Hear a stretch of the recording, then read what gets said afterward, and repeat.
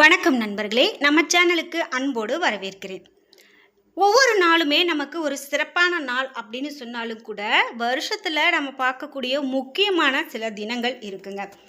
அதாவது நம்மளுடைய வாழ்க்கையில் பாரம்பரியமான சில நாட்களை நம்ம கடைப்பிடிக்கிறோம். ஒவ்வொரு ஆண்டும் ஆடி மாதத்தில் வரக்கூடிய அமாவாசை முன்னோர்களை நினைத்து நாம் வழிபாடு செய்யக்கூடிய நாளாக இன்றைக்கும் கடைப்பிடித்துட்டு வரோம். இதில் பல பேர் தர்ப்பணம் கொடுக்கறது, அன்னதானம் கொடுப்பது, ஏழைகளுக்கு உணவு கொடுக்கறது, பறவைகளுக்கு விலங்குகளுக்கு உணவு கொடுக்கறது, இந்த மாதிரியெல்லாம் நாம் செய்து வரோம். இது தலைமுறையாக தொடர்ந்த ஒரு பாவத்தை கூட நீக்க வல்லது அப்படின்னு சொல்லலாம். முக்கியமாக காகங்களுக்கு உணவு வைப்பது அப்படின்னு பார்த்தீங்கன்னா அமாவாசை நாளில் மட்டும்தான் வைக்கணும் அப்படின்லாம் கிடையாதுங்க. எல்லா நாளுமே வைக்கலாம்.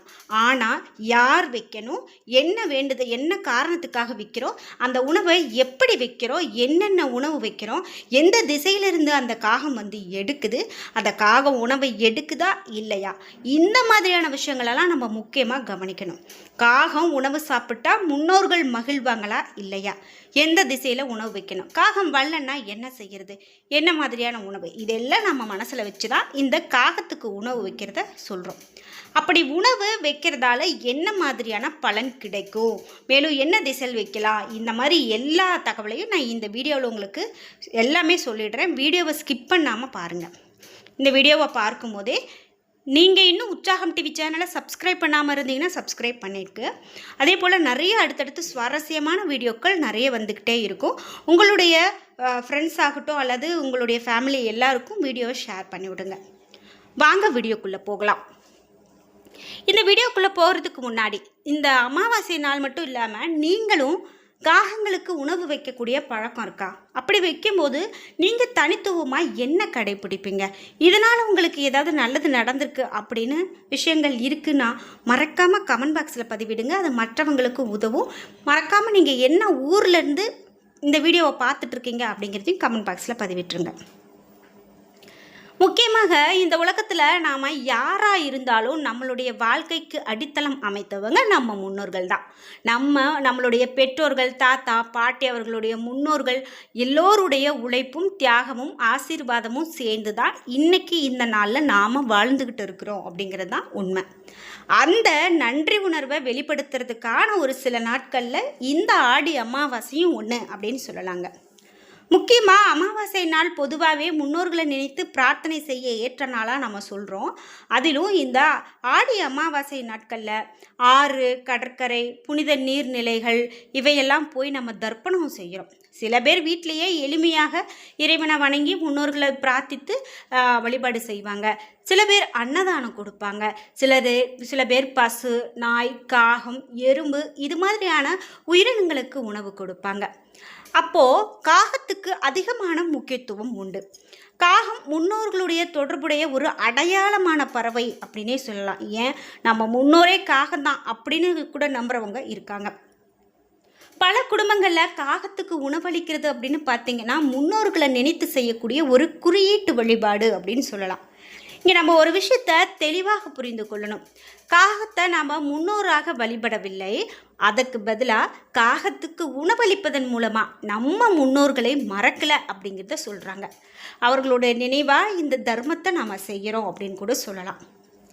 சாஸ்திரங்களில் மீண்டும் மீண்டும் வலியுறுத்தப்படக்கூடிய ஒரு கருத்து என்ன அப்படின்னு பார்த்தீங்கன்னா, மனிதன் தனியாக வாழ்வதில்லை, பலருடன் அருளும் உதவியும் அவருக்கு வேண்டும் அப்படிங்கிறதே சொல்கிறாங்க.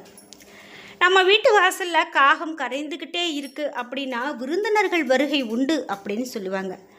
அறிவியல் ரீதியாக என்ன சொல்கிறாங்க அப்படின்னு பார்த்தீங்கன்னா, காகத்தினுடைய கூர்மையான கவனிப்பு திறனை பார்த்து உருவான ஒரு மக்களுடைய நம்பிக்கை அப்படின்னு ஒரு சிலர் சொல்கிறாங்க. சரி, நீங்கள் வைக்கக்கூடிய உணவை இந்த காகம் சாப்பிடுது, அப்போ உங்களுக்கு என்ன பலன் அப்படின்னு பார்த்தீங்கன்னா, காகம் உடனே சாப்பிட்டா முன்னோர்கள் ஆசீர்வதித்துட்டாங்க அப்படின்னு சொல்கிறாங்க. காகம் சாப்பிடலை, அந்த உணவை எடுக்கலை அப்படின்னா முன்னோர்கள் கோபமாக இருக்கிறாங்க அப்படின்னு அர்த்தம். முன்னோர்களுக்கு ஏன் கோபம் வரும்? நாம் அவர்களுடைய கடமையை செய்யாமல் விட்டுட்டோம்.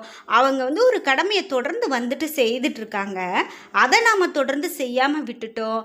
அந்த குலத்தை ஒரு பாழ் பண்ணக்கூடிய செயல்களையெல்லாம் செய்கிறோம் அப்படின்னா நம்ம முன்னோர்கள் நம்ம மேலே கோபமாக தான் இருப்பாங்க. அதனால் இந்த காகங்கள் காட்டக்கூடிய அறிகுறிகளை அப்படியும் எடுத்துக்கலாம். அது மட்டும் இல்லாமல் இன்றைய தலைமுறைக்கும் நாம் இதை சொல்லிக் கொடுக்கறது ரொம்பவே நல்லது அப்படின்னு சொல்லலாம். நாம் காகங்களுக்கு உணவு வைக்கும்போது மேலும் என்ன மாதிரியான விஷயங்களை நம்ம கடைபிடிக்கணும் அப்படின்னு பார்த்தீங்கன்னா, காகத்துக்கு எந்த திசையில் உணவு அப்படிங்கிறது ஒரு முக்கியமான பகுதி. அதாவது எந்த திசையில் உணவு வைக்கணும், காலை எத்தனை மணிக்கு உணவு வைக்கணும், எந்த உணவை வைக்கலாம், உணவு வைக்கும்போது என்னென்ன கவனிக்கணும் அப்படின்னு பார்த்தீங்கன்னா, சில பேர் கிழக்கு திசை அப்படின்னு சொல்லுவாங்க, சில பேர் தெற்கு திசை அப்படின்னு சொல்லுவாங்க.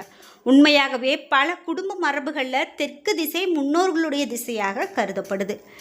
அதனால தான் முன்னோர்களை நினைத்து செய்யக்கூடிய வழிபாடுகளில் தெற்கு நோக்கி நின்று வணங்குவது அப்படிங்கிறதும், தெற்கு பகுதியை நோக்கி உணவு வைப்பது சில இடங்களில் வழக்கமாகவும் உள்ளது. ஆனால் இதை எல்லா குடும்பங்களும் கட்டாய விதி அப்படின்னு சொல்ல முடியாது. இந்தியாவினுடைய வெவ்வேறு பகுதிகளில் வெவ்வேறு குடும்ப மரபுகள் இருக்குது. சில பேர் வீட்டினுடைய வாசலில் வைப்பாங்க, சில பேர் மாடியில் வைப்பாங்க, சில பேர் தோட்டத்தில் வைப்பாங்க, சிலர் கோவில் அருகில் இருக்கக்கூடிய மரத்தின் கீழே வைப்பாங்க. உங்களுடைய குடும்பத்தில் தலைமுறையாக பின்பற்றக்கூடிய முறைக்கு முன்னுரிமை கொடுக்கறது ரொம்பவே நல்லது. அதாவது எந்த திசை அப்படிங்கிறது விட நாம் பக்தியோடு வைக்கிறோமா, நல்ல எண்ணத்தோடு வைக்கிறோமாங்கிறது தான் ரொம்ப முக்கியம். எந்த நேரத்தில் வைக்கிறது நல்லது அப்படின்னு பார்த்தீங்கன்னா, குளித்து முடிச்சுட்டு வீட்டை சுத்தம் செஞ்சுட்டு இறைவனை வணங்கி காலை நேரத்தில் உணவு வைக்கிறது பல குடும்பங்களில் வழக்கமாக இருக்குது. காலை சூரிய உதயத்திற்கு பிறகு மதியத்திற்கு முன்பாக வைக்கிறது பொதுவாக பின்பற்றப்படக்கூடிய ஒரு நடைமுறை. மிகவும் தாமதமாக மாலை நேரத்தில் வைப்பதை பலரும் தவிர்க்கிறாங்க. இது கட்டாய சாஸ்திர விதி என்பதற்காக அல்ல, பல குடும்பங்களில் மரபுகளில் இவ்வாறு செய்வது வழக்கமாக இருக்கக்கூடியது அப்படின்னு கூட சொல்லலாம். அதே போல் உணவு வைக்கிறதுக்கு முன்னாடி நாம் என்னெல்லாம் செய்யணும் அப்படின்னு பார்த்தீங்கன்னா, முதல்ல இறைவனை வணங்குறது ரொம்ப முக்கியம். அது மட்டும் இல்லாமல் பிறகு உங்களுடைய பெற்றோர், தாத்தா, பாட்டி மற்றும் முன்னோர்களை மனதில் நினைத்துக்கோங்க. அவர்களுடைய ஆத்மா சாந்திக்காகவும் குடும்ப நலனுக்காகவும் மனதார பிரார்த்தனை செய்யுங்க. அதற்கு பிறகே உணவை வைப்பது நல்லது அப்படின்னு கருதுகிறாங்க. என்ன மாதிரியான உணவுகளை வைக்கலாம் அப்படின்னு பார்த்தீங்கன்னா, காகத்துக்கு பொதுவாக எளிமையான சுத்தமான சைவ உணவுகளை வைக்கிறது ரொம்ப நல்லது. அதில் வெந்த வெள்ளை சாதம், சிறிதளவு நெய் சேர்த்த சாதம், எள் கலந்த சாதம், பருப்பு, தயிர் சாதம், வாழைப்பழம், தேங்காய் துண்டுகள், வெல்லம், வேக வைத்த காய்கறிகள், பருப்பு சாதம் இது மாதிரி வைக்கலாம். ஒரு சில குடும்பங்களில் வடை, பாயசம், சர்க்கரை பொங்கல், சுண்டல் இது போன்ற உணவுகளை இறைவனுக்கு நெய்வேத்தியம் செய்து அதன் பிறகு காகத்துக்கு வைக்கிறது ஒரு வழக்கமான விஷயமா இருக்கும். இங்கே முக்கியமானது உணவினுடைய ஆடம்பரம் அல்ல, உணவு சுத்தமாக இருக்கணும், சரியான நேரத்துக்கு வைக்கணும் அப்படிங்கிறது தான் முக்கியமாக சொல்கிறாங்க. அதே போல் இது பாரம்பரியத்திலையும் தவிர்க்கப்படக்கூடிய விஷயமா. காக்காவுக்கு நம்ம சாப்பாடு வைக்கும்போது என்னெல்லாம் தவிர்க்கணும் அப்படின்னு பார்த்தீங்கன்னா, முக்கியமாக இந்து பாரம்பரியத்தில் தவிர்க்கப்படுகிறது என்ன அப்படின்னா, நாம் சாப்பிட்ட பிறகு மீதம் இருக்கக்கூடிய உணவு காகத்துக்கு வைப்பது சரியான முறையாக கருதப்படுவது இல்லை. முன்னோர்களை நினைத்து வைக்கக்கூடிய உணவு அப்படின்னு சொல்கிறதால அதை தனியாக சுத்தமாக மரியாதையோடு தயாரித்து வைக்கிறது ரொம்ப நல்லது. என்ன உணவுகளை வைக்கக்கூடாது அப்படின்னு பார்த்தீங்கன்னா, கெட்டுப்போன உணவு, புளித்து போன உணவு, எச்சில் பட்ட உணவு, அழுக்கான பாத்திரத்தில் இருக்கும் உணவு, அசைவம், மிக அதிக காரமாக இருக்கக்கூடிய அதிக எண்ணெய் கொண்ட உணவுகளை வைக்கக்கூடாது. வாழை இலையிலா அல்லது தட்டிலா அப்படின்னு பார்த்தீங்கன்னா, பலரும் வாழை இலையில் வைக்கிறத மிகவும் மங்களகரமாக கருதுகிறாங்க. வாழை இலை இல்லை அப்படின்னா சுத்தமான எஃகு தட்டு அல்லது வேறு சுத்தமான பாத்திரத்தில் வைக்கிறது நல்லது. அதே போல் பிஸ்கட் தட்டுகளை பயன்படுத்தாமல், அதாவது பிஸ்கட் கொடுக்கலாம், தட்டுகளை பயன்படுத்தாமல் கூட பிஸ்கட் கொடுக்கலாம், அதனால் ஒன்றும் தவறு கிடையாது. இது சுற்றுப்புற சூழலில் நம்ம எந்த விதமான பாதிப்பையும் நம்ம ஏற்படுத்தாத வகையில் தான் இந்த மாதிரி விஷயங்களெல்லாம் செய்கிறோம். உணவு வைக்கும்போது நம்ம என்ன சொல்ல வேண்டும் அப்படின்னு பார்த்தீங்கன்னா, எங்கள் முன்னோர்களுடைய ஆசீர்வாதம் எங்கள் குடும்பத்திற்கு என்றும் கிடைக்கட்டும், எங்களுடைய இல்லத்தில் ஆரோக்கியமும் அமைதியும் ஒற்றுமையும் நிலைக்கட்டும், இதை மனதார பிரார்த்தனை செய்யுங்க. அதே போல் குறிப்பிட்ட ஒரு மந்திரத்தை எல்லோரும் கட்டாயம் சொல்ல வேண்டும் அப்படிங்கிறதெல்லாம் விதி கிடையாது. மனதார செய்யக்கூடிய பிரார்த்தனை உயர்ந்தது என்று பல ஆன்மீகர்களால் சொல்லப்படுது. காகத்தை நாம் விரட்டலாமா அப்படின்னு பார்த்தீங்கன்னா, சிலர் உணவு வைத்ததுடனே ஏன் இன்னும் வரல அப்படின்னு கற்களை எறிகிறது, சத்தம் போடுறது போன்றவையெல்லாம் செய்கிறாங்க. இது தவறான செயல். காகமும் ஒரு உயிர் தான், அதுக்கு பயமும் இருக்குது. அமைதியாக விட்டு அது இயல்பாக வந்து உண்ணுவது ரொம்ப நல்லது. காகம் மட்டும் சாப்பிடணுமா அப்படின்னு கேட்டால், சில நேரங்களில் குருவி, மைனா, அணில், புறா இதெல்லாம் வந்து சாப்பிடும். நாய் வந்து கூட உணவை சாப்பிடலாம். அதற்கு கவலைப்பட வேண்டியதில்லை. அது ஒரு உயிருக்கு உணவாக கிடைக்குது, அதுவும் மகிழ்ச்சி தான். உயிர்களிடத்தில் கருணை காட்டுவது தர்மமே அப்படின்னு நம்ம சொல்லிக்கிட்டே போகலாங்க. இது மட்டும் இல்லாமல் பொதுவாக நாம் வந்து சில நிமிடங்கள் அமைதியாக இறைவனை நினைத்து உட்காரலாம். அவசரமாக ஓடி வந்து மீண்டும் எடுத்து செல்ல வேண்டாம். பிறகு அந்த இடத்தை சுத்தம் செய்கிறது நல்லது. பொதுவாக மக்கள் செய்யக்கூடிய தவறு என்ன அப்படின்னு பார்த்தீங்கன்னா, ஆடி அமாவாசை வந்தால் சில பேர் பயப்பட தொடங்குவாங்க. காகம் வரலைன்னா ஏதாவது கெட்டது நடக்குமா, 2 காகம் வந்தால் அதுக்கு என்ன அர்த்தம், ஒரு காகம் மட்டும் சாப்பிட்டதுன்னா என்ன அர்த்தம் அப்படின்னு. உண்மையாகவே இவற்றுக்கு உறுதியான சாஸ்திர ஆதாரங்கள் இல்லை. காகம் எப்போது வரும், எத்தனை காகம் வரும், எவ்வளவு சாப்பிடும் அப்படிங்கிறத நம்மளால் சொல்லவே முடியாது. இவற்றை சகடமாகவோ பயப்பட வேண்டிய அறிகுறி இல்லை. ஆடி அமாவாசை உண்மையான நோக்கம் பயத்தை உருவாக்குவது இல்லை அப்படின்னு சொல்லலாம்.